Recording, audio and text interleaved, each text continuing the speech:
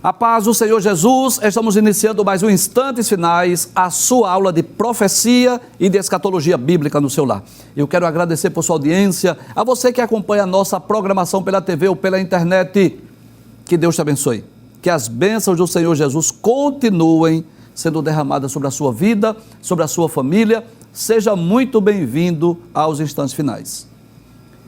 O desejo do nosso coração é que não só os Instantes Finais, mas toda a programação da Rede Brasil esteja sendo uma bênção para a sua vida. A Rede Brasil é um presente, uma dádiva de Deus. Nós louvamos a Deus pela vida do nosso pastor-presidente, pastor Ailton José Alves, por essa iniciativa, de termos um canal de televisão 24 horas por dia, além das emissoras de rádio, além da programação nas redes sociais, que tem levado aos lares, às famílias, uma programação sadia. São 24 horas por dia, 7 dias na semana, pregando o Evangelho, ensinando a palavra de Deus, promovendo o crescimento e edificação espiritual do povo de Deus.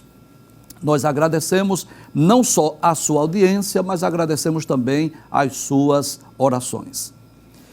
Se você está acompanhando a nossa programação, você sabe que nós estamos estudando sobre a atualidade da mensagem dos profetas maiores. Esse tema maravilhoso, esse tema extraordinário, que eu não me canso de dizer que, apesar dos livros denominados de profetas maiores terem sido escritos há mais de 2.500 anos atrás, mais ou menos há 2.600 anos atrás, mas que coisa interessante, lendo a mensagem desses livros, nós podemos compreender como ela também pode ser aplicada às gerações futuras.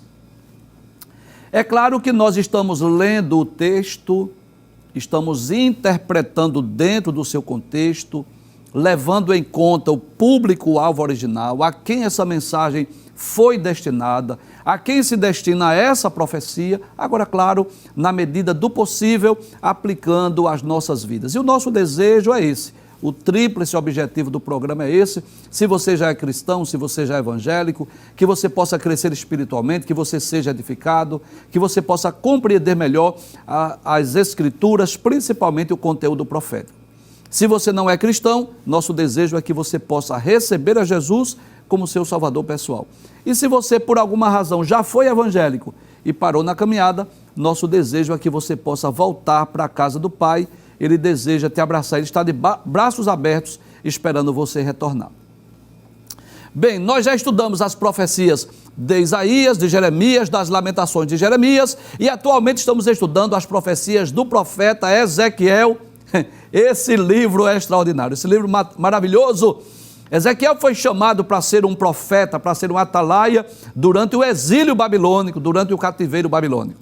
Nós já dissemos aqui em programas anteriores que nesse período do cativeiro Deus levantou 3 profetas. No palácio estava Daniel, interpretando sonhos, visões. Às margens do rio Quebar, em Babilônia, estava o profeta Ezequiel com o povo mais pobre. E lá em Jerusalém estava o profeta Jeremias. Deus deixou no mesmo período esses 3 profetas para pronunciar a sua palavra no período de dores e sofrimentos do povo judeu, causado por causa do cativeiro babilônico. Nos programas anteriores, nós estudamos sobre os seguintes temas. Nós estudamos o atalaia de Israel, explicamos o que é um atalaia, e se você não assistiu esse programa, está disponível lá no YouTube.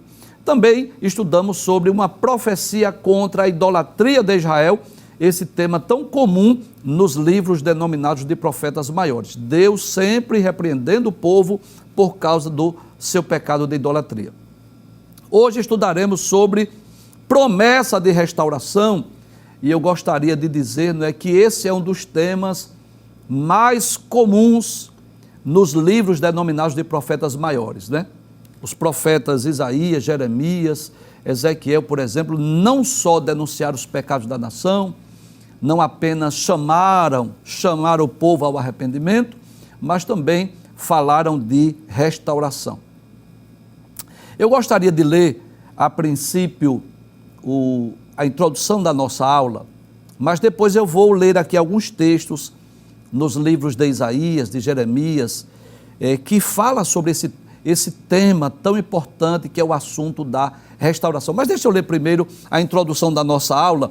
Nós dizemos assim: o capítulo 11 de Ezequiel trata de 3 temas principais. Se você estiver com a sua Bíblia, você pode até conferir. O primeiro tema é o juízo de Deus contra os chefes do povo, que está no versículo 1 ao versículo 13. O segundo tema é uma promessa de restauração, que é o tema que nós vamos estudar hoje, não é? Dos versículos 14 a 21. E a glória de Deus afasta-se de Jerusalém, que está nos versículos 22 a 25. Detalhes, esse tema, a glória de Deus afasta-se de Jerusalém, será o tema do nosso próximo programa. Vamos fazer 2 programas aí baseados no capítulo 11. Então hoje estudaremos o segundo tema deste capítulo, onde o Senhor promete restaurar o seu povo e trazê-lo mais uma vez das terras onde foi espalhado para uni-los em Israel. Ele também promete dar-lhe um novo coração e um novo espírito para que possa obedecer às suas leis e viver de acordo com a sua vontade, como nós veremos a seguir. Então perceba, lendo a mensagem dos profetas maiores, nós vamos perceber isso, não é? Que tanto Isaías, como Jeremias, como Ezequiel, principalmente esses 3 profetas, eles primeiro denunciaram os pecados da nação, falaram sobre os muitos pecados aqui cometidos pelo povo judeu, e é bom lembrar que não foi só a idolatria, eu diria principalmente, mas não apenas a idolatria. Estava ocorrendo também violência, injustiças sociais, o fato do povo não respeitar o ano de descanso da terra, que era o ano sabático, falsos profetas, os sacerdotes não estavam cumprindo a sua missão. Então, os profetas Isaías, Jeremias, Ezequiel denunciaram os pecados da nação. Eles também anunciaram o juízo, o castigo divino, principalmente o cativeiro babilônico, que eu diria que o cativeiro babilônico foi um castigo inevitável.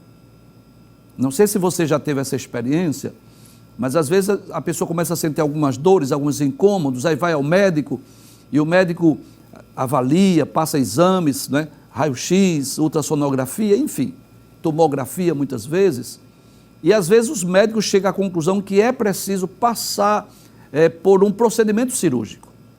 Às vezes é preciso fazer uma cirurgia. Às vezes o remédio não vai resolver, tem que abrir mesmo e tirar o mal. Então permita-me usar aqui esta comparação, ou essa ilustração. Deus disse que o cativeiro babilônico era inevitável. Porque Deus levantou profetas, denunciou o pecado, o povo não se arrependeu, então Deus disse, vocês serão levados para o cativeiro. Então eu vou ilustrar aqui que o cativeiro é como se houvesse a necessidade de fazer uma cirurgia, um procedimento cirúrgico para extrair o mal, tirar o mal para que Israel pudesse ser curado da sua idolatria. Então o cativeiro babilônico foi um dos momentos mais difíceis para a história do povo judeu. Em 3 levas, Nabucodonosor invadiu Jerusalém, de 606 a 586, 3 vezes ele levou mais de 10 mil judeus para a Babilônia. E ali em Babilônia eles se sentiram como esquecidos, abandonados, desprezados. Mas que coisa interessante. Deus também se utilizou dos profetas para que eles trouxessem uma mensagem de restauração. Acompanhe comigo, vamos ler algumas promessas de restauração, principalmente promessas de trazer o povo de volta lá do cativeiro.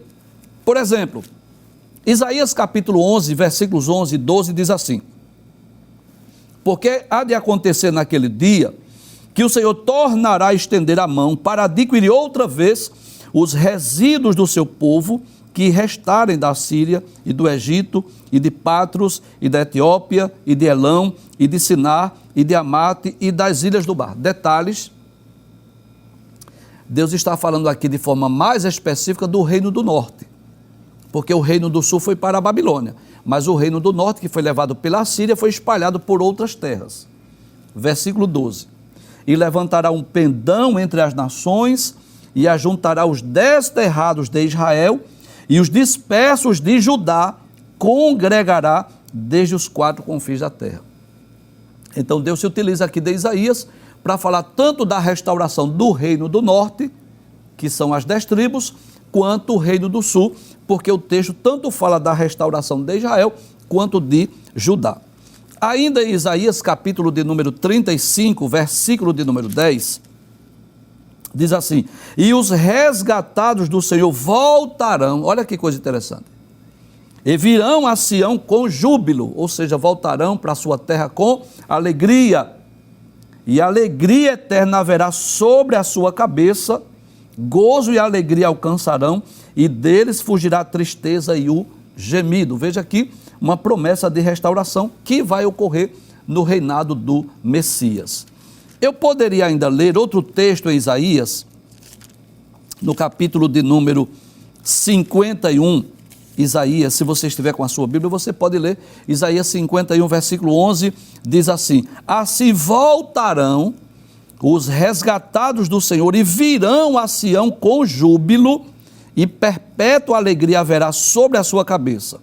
Gozo e alegria alcançarão, a tristeza e o gemido fugirão. Essa restauração do reino do norte ainda não ocorreu, ela só ocorrerá durante o reinado milenial de Cristo. Vamos perceber também no livro de Jeremias algumas promessas. Por exemplo, Jeremias capítulo 16, versículos 14 e 15, diz assim: portanto, eis que dias vêm, diz o Senhor, em que nunca mais se dirá, vive o Senhor, que fez subir os filhos de Israel da terra do Egito. Mas vive o Senhor, que fez subir os filhos de Israel da terra do norte e de todas as terras para onde os tinha lançado, porque eu os farei voltar à sua terra que dei a seus pais. Também no livro de Jeremias, capítulo de número 29, os versículos 10 a 14, Deus faz mais uma promessa. Jeremias capítulo 29, versículos 10 a 14, diz assim: porque assim diz o Senhor, certamente que passados 70 anos da Babilônia, essa aqui é específica, aqui é Reino do Sul, aqui é Judá e Jerusalém, porque diz o período do cativeiro. Eis que passados 70 anos na Babilônia, vos visitarei e cumprirei sobre vós a minha boa palavra, tornando-vos a trazer a este lugar. Detalhes, Deus aqui promete também não só restaurar o povo fisicamente ou restaurar nacionalmente, mas também espiritualmente. Ele continua dizendo: porque eu bem sei os pensamentos que penso de vós, diz o Senhor, pensamentos de paz e não de mal, para vos dar o fim que esperais. Então me invocareis, e ireis, e orareis a mim, e eu vos ouvirei. E buscar-me-eis, e me achareis quando me buscardes de todo o vosso coração, e sereis achado de vós, serei achado de vós, diz o Senhor, e farei voltar os vossos cativos. Olha aqui a promessa: e congregar-vos-ei de todas as nações e de todos os lugares para onde vos lancei, diz o Senhor, e tornarei a trazer-vos ao lugar de onde vos transportei. Então é bom lembrar que essa é uma das principais promessas para o povo de Israel, para o povo de Judá. Deus, através dos profetas, denuncia os pecados. Através dos profetas, chama o povo ao arrependimento. Através dos profetas, anuncia o castigo divino. Mas que coisa interessante, Deus também traz uma promessa de restauração. É claro que todo aquele sofrimento poderia ter sido evitado, se o povo desse crédito, se o povo desse ouvido à voz de Deus através dos profetas, por exemplo, através de Jeremias, não haveria necessidade de eles serem levados para o cativeiro. Mas por conta da sua rebelião, por conta da sua rebeldia, eles foram levados para o cativeiro, mas Deus levanta os profetas para prometer a sua restauração, e hoje vamos estudar essa promessa de restauração que está no livro do profeta Ezequiel, capítulo de número 11. Vamos estudar apenas os versículos 14 a 21. Nós vamos colocar aí na tela o texto da Nova Almeida atualizada, mas eu estou aqui com duas Bíblias ainda, que é a Almeida Revista e Corrigida, e eu estou também com a Bíblia Viva, e na medida do possível estaremos lendo essas versões para facilitar a nossa compreensão. Então vamos para Ezequiel capítulo 11, versículo de número 14 diz assim: a palavra do Senhor veio a mim dizendo: filho do homem, os seus irmãos, os seus próprios irmãos, os seus parentes e toda a casa de Israel, todos eles são aqueles a que os moradores de Jerusalém disseram: afastem-se do Senhor, a nós é que esta terra foi dada como herança. Para eu compreender melhor esses dois versículos, eu vou ler na Bíblia Viva, porque é uma linguagem mais fácil, mais compreensiva, para que nós possamos explicar melhor. Veja, no capítulo 11, versículos 14 e 15 da Bíblia Viva diz assim: e o Senhor me respondeu com a seguinte mensagem: filho do homem, esse resto do povo que ficou em Jerusalém, Deus está falando de quem? Daqueles que ainda estavam em Jerusalém, que não havia sido ainda expulso da cidade, porque esse período aqui já tinha ocorrido a primeira e a segunda deportação, 605 e 597. Eu já disse aqui que em 605 foi a ocasião em que foi Daniel, Sadraque, Mesaque e Abednego, e em 597 havia ido o profeta Ezequiel. Mas havia ficado o resto lá na terra de Jerusalém. Inclusive o profeta Jeremias estava lá. E aqueles que estavam lá em Jerusalém estavam falando dos que foram lá para a Babilônia. O que era que eles diziam? Esse resto do povo que ficou em Jerusalém fala dos israelitas levados para a Babilônia. O que era que eles diziam? Os seus parentes e amigos dizendo: foi por causa da sua maldade que o Senhor os mandou embora. Agora ele nos deu essa terra para a nossa propriedade. Um sentimento de segurança, de proteção. Eles estavam culpando os que foram lá para a Babilônia, como se fosse culpado pelos pecados, mas eles não. Como que diz assim: Deus nos poupou, Deus nos protegeu, nós estamos guardados, nós estamos seguros, nós estamos aqui, Deus nos deu essa terra. Só que o pior estava por vir, que ocorreu exatamente em 586, que foi a terceira e última invasão, que foi a destruição de Jerusalém, que foi a destruição do templo. E nós havíamos já estudado no livro de Jeremias uma visão de 2 cestos de figos. Eu não sei se você lembra disso, mas você pode procurar lá no YouTube. Deus mostrou a Jeremias 2 cestos de figos, uns muito bons e outros muito ruins. E quem eram os figos bons? Por incrível que pareça, os figos bons foram aqueles que foram levados para a Babilônia, que Deus promete restaurar. E os figos ruins foram os que ficaram na terra, claro, com exceção do profeta Jeremias e de alguns poucos que eram tementes a Deus. Então o povo estava se sentindo o quê? Seguro, estava castigando os que foram para a Babilônia, mas como se eles não tivessem culpa alguma dos seus pecados. Só que esse povo que ficou em Jerusalém continuou na idolatria, como nós vamos ver no próximo programa. Isso está muito claro no capítulo de número 8. Continuaram com práticas idólatras, continuaram com os seus pecados. Inclusive, Deus havia dito através de Ezequiel, comparando esse povo com o quê? Com sarças, com escorpiões, com espinhos, um povo rebelde, um povo desobediente. Então eles estavam se sentindo assim como que protegidos, como que bem guardados, como que Deus estivesse expulsado aquele grupo que foi para a Babilônia e eles estivessem ali isentos de sofrimentos. Passa a tela por gentileza. Versículo de número 16 diz assim: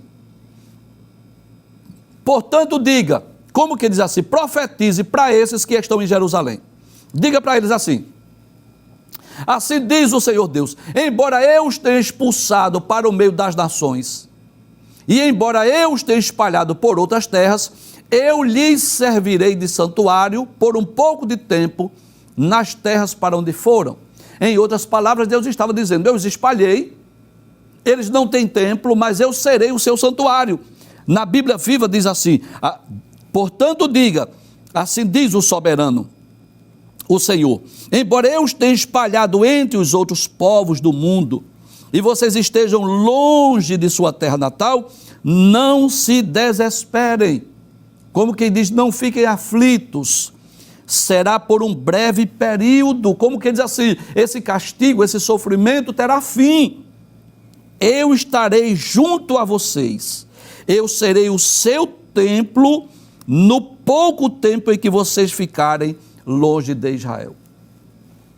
E o que é que nós podemos aprender aqui? Sobre a paciência de Deus, a longanimidade de Deus, a bondade de Deus. Observe que nós, quando estudamos o livro das Lamentações de Jeremias, aí Jeremias fala sobre a paciência, a longanimidade, as misericórdias de Deus que não tem fim. Deus estava dizendo através de Ezequiel: não pense que eu abandonei vocês, não pensem que eu esqueci de vocês. Vocês estão longe do templo, mas eu serei o santuário de vocês. Deus estava dizendo: eu estou com vocês. Sabe o que é que eu aprendo? É que Deus está conosco em meio ao sofrimento, em meio às dores. O que é que eu aprendo? Mesmo o povo sendo castigado pelos seus pecados, pela sua rebelião, pela sua idolatria, mas Deus estava dizendo: eu não vou abandoná-los, eu não vou desprezá-los, eu estarei com vocês. Vocês não terão templo, mas vocês terão a mim. Então, o que era que Deus esperava do povo? Que o povo se conscientizasse disso. Olha, nós estamos diante do templo. Aqui não tem como oferecer holocaustos e sacrifícios aqui em Babilônia, porque você sabe, mas eu vou explicar. Pode ter novos convertidos. Então, o único local, o único lugar que os judeus oferecem, ou ofereciam no passado, né? As ofertas, os holocaustos, era exatamente no templo. Surgiram posteriormente, no período do cativeiro, surgiu posteriormente as sinagogas, que eram lugares onde eles se reuniam, eram lugares onde eles liam a Torá, os livros sagrados, mas eles nas sinagogas não ofereciam holocaustos e sacrifícios. Então o povo que havia sido levado para a Babilônia, eles estavam distantes do templo, não tinham como oferecer holocausto, não tinham como oferecer sacrifício, mas Deus estava dizendo: eu vou ser o seu santuário, eu vou estar com vocês. Agora detalhes, veja que coisa interessante. O povo que ficou em Jerusalém tinha o templo, poderiam ofertar, mas sabe o que eles estavam fazendo? Eles estavam profanando o templo. Nós vamos ver no próximo programa, vamos estudar o capítulo de número 8 também.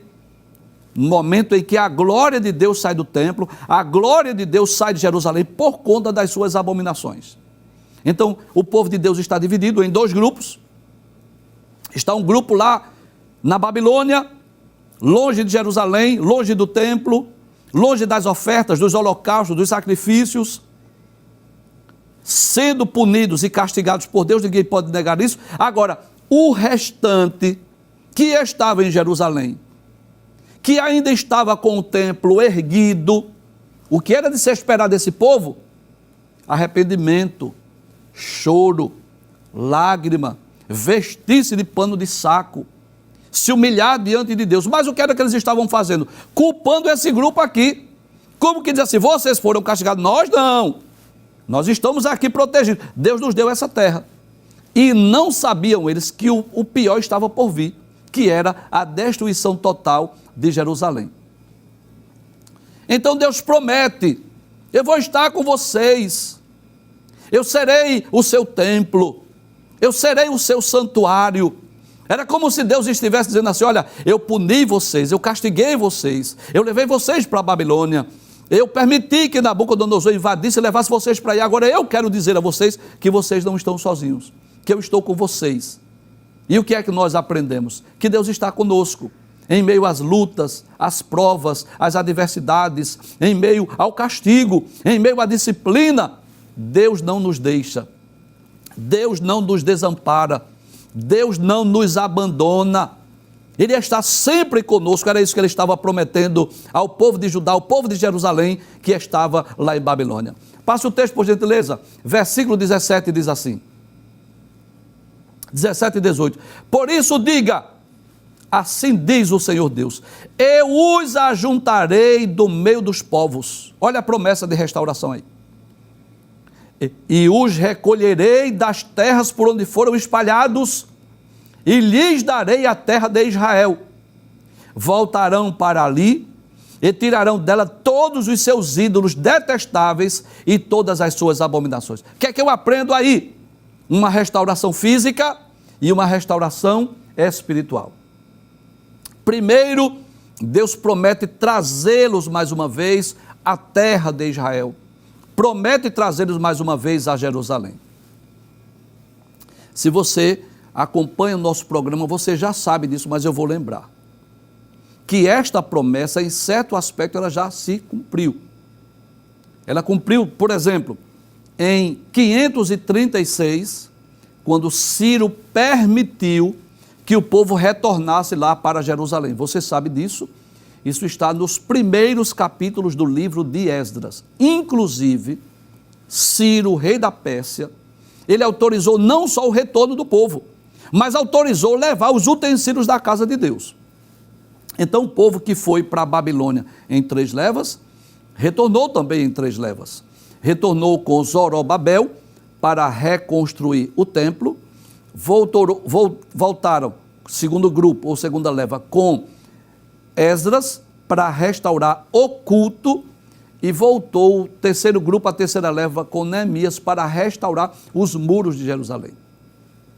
Então essa promessa, essa profecia, em parte já se cumpriu em 536, quando o povo de Judá retornou para reconstruir a cidade de Jerusalém. A verdade é que o povo esteve na sua terra durante aproximadamente 6 séculos. Porque no ano 70 da era cristã, mais uma vez Jerusalém foi invadida, dessa vez por Roma. O general Tito invadiu Jerusalém, milhares de judeus foram mortos e mais uma vez o templo foi destruído. Você sabe disso? Que o templo construído por Salomão foi destruído por Nabucodonosor. Mas depois o templo foi reerguido por Zorobabel e foi destruído por Roma do ano 70 da era cristã. Então o povo judeu esteve espalhado pelo mundo por quase 20 séculos, por quase 2000 anos, que foi mais ou menos do ano 70 da era cristã até maio de 1948, quando Israel voltou a ser uma nação. Hoje, o povo judeu já está na sua pátria, o povo judeu já está habitando em Jerusalém, inclusive é uma das cidades mais visitadas do mundo. Você sabe disso, se você for a Jerusalém, você vai encontrar Tel Aviv, por exemplo, que é lá em Israel.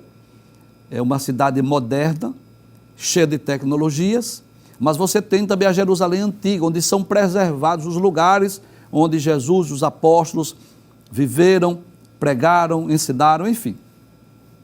Então nós vamos perceber que o povo judeu já está na sua pátria, já está na sua terra, porém, ainda resta muitos judeus que estão espalhados pelo mundo, principalmente do Reino do Norte. Muitos judeus que, por conta das diásporas, por conta das dispersões, ainda estão espalhados.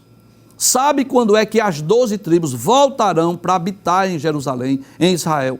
Onde não haverá mais a necessidade de repartir ou dividir a terra com palestinos, só os judeus irão habitar? Será no período do reino milenial. Então eu posso dizer que essa promessa de restauração, em certo aspecto ela já se cumpriu, mas em certo aspecto ela aponta para um período futuro. Mas perceba, Deus está interessado não só em restaurar a nação, o povo, a cidade de Jerusalém, mas ele tem o interesse, o desejo de restaurar no sentido espiritual. Deixa eu ler mais uma vez esse texto, versículo 17 e 18. Perceba, Deus diz assim: por isso diga, assim diz o Senhor Deus, eu os ajuntarei do meio dos povos, e os recolherei das terras por onde foram espalhados, e lhes darei a terra de Israel. Deus está dizendo assim: eu vou trazê-los de volta, eles vão povoar mais uma vez. Mas perceba, Deus continua dizendo assim: voltarão para ali, e tirarão dela todos os seus ídolos detestáveis e todas as suas abominações. Isso fala de quê, professor? Fala de uma restauração espiritual. Deus estava dizendo assim: eu quero que eles voltem, mas tirem os ídolos, tirem os deuses, tirem as suas abominações. Deus está falando de uma promessa de uma restauração espiritual. Passe o texto, por gentileza. Versículos 19 e 20. Aí Deus diz: e lhes darei um só coração, e porei um espírito novo dentro deles. Tirarei deles o coração de pedra, e lhes darei coração de carne, para que andem nos meus estatutos e guardem os meus juízos e os executem. Eles serão meu povo e eu serei o seu Deus. Deus está falando de restauração espiritual. Na Bíblia Viva diz: o povo inteiro vai ter apenas um pensamento, uma só vontade. Qual é o pensamento? Obedecer a Deus, servir a Deus, agradar a Deus. É esse o sentido de ter um só coração. É um só pensamento, um só desejo de voltar-se para Deus, voltar-se para as Escrituras, voltar para a palavra de Deus. Darei um novo espírito ao meu povo. Olha que coisa interessante. Aquele povo que Deus se utilizou de Ezequiel para dizer que aquele povo era obstinado, que era como sarças, como escorpiões, como espinhos. Aquele povo rebelde e desobediente, que Deus disse a Ezequiel: você vai profetizar, mas eles não vão lhe ouvir. Deus está prometendo aqui, agora, dar um novo coração, um novo espírito. Olha que coisa interessante. Trocarei o seu coração desobedientes e rebeldes, duros como pedra. Olha que coisa maravilhosa. Por corações de carne, cheio de amor por mim. Então Deus estava visando uma restauração espiritual. Se alguém perguntasse assim: Deus, por que tu levastes o teu povo para a Babilônia, os espalhaste entre as nações? Aí Deus vai dizer assim: porque eles adoraram a deuses, imagens de escultura, estavam praticando injustiças sociais, não respeitaram o ano sabático, não guardaram a minha lei, meus mandamentos. Segunda pergunta: Deus, tu vai destruí-los? Não, claro que não.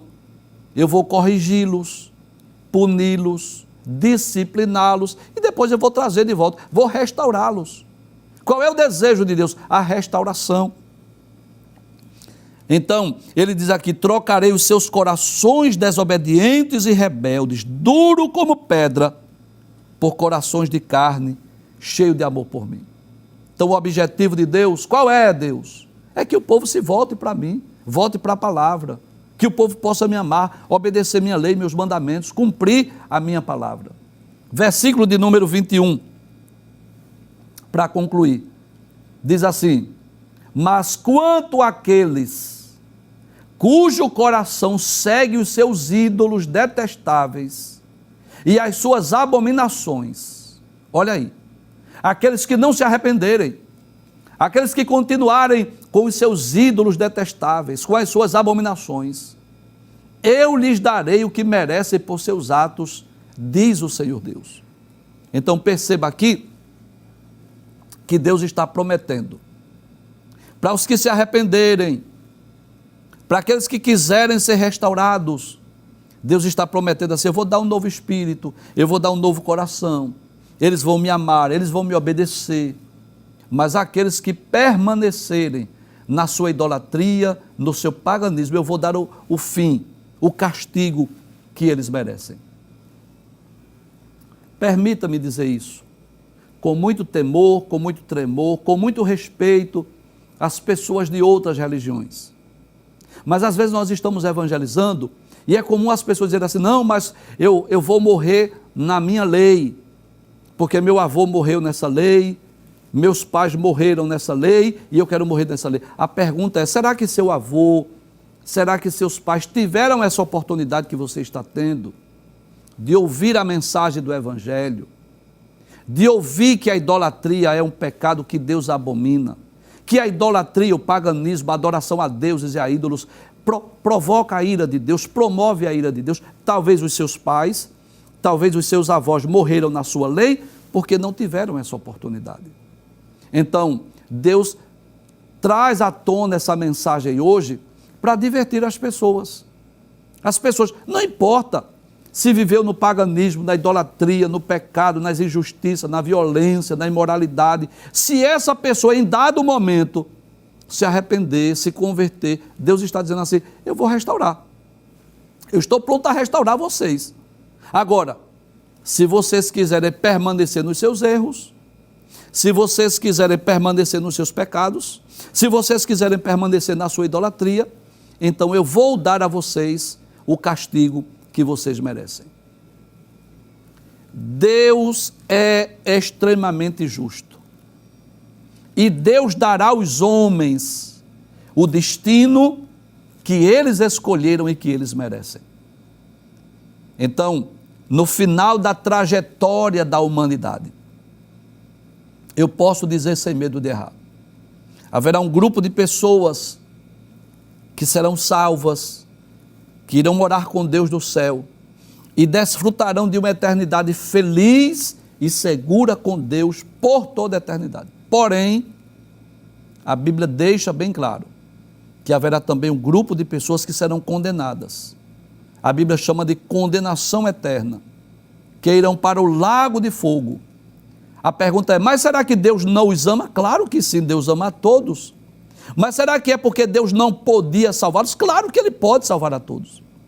Mas é porque Deus dá a cada um segundo os seus atos. Deixa eu ler mais uma vez o versículo 21, para concluir o programa. Deus diz assim, mas quanto àqueles cujo coração segue os seus ídolos detestáveis e as suas abominações, como que diz assim, aqueles que não se arrependeram, aqueles que não abandonaram a sua idolatria, aqueles que não abandonaram as suas abominações, Deus diz através de Ezequiel, eu lhes darei o que merecem por seus atos, diz o Senhor Deus. Então, Deus estava prometendo, pode trazer a tela por favor, Deus estava prometendo restaurar aqueles que se arrependeram, mas punir e castigar aqueles que permanecessem na idolatria.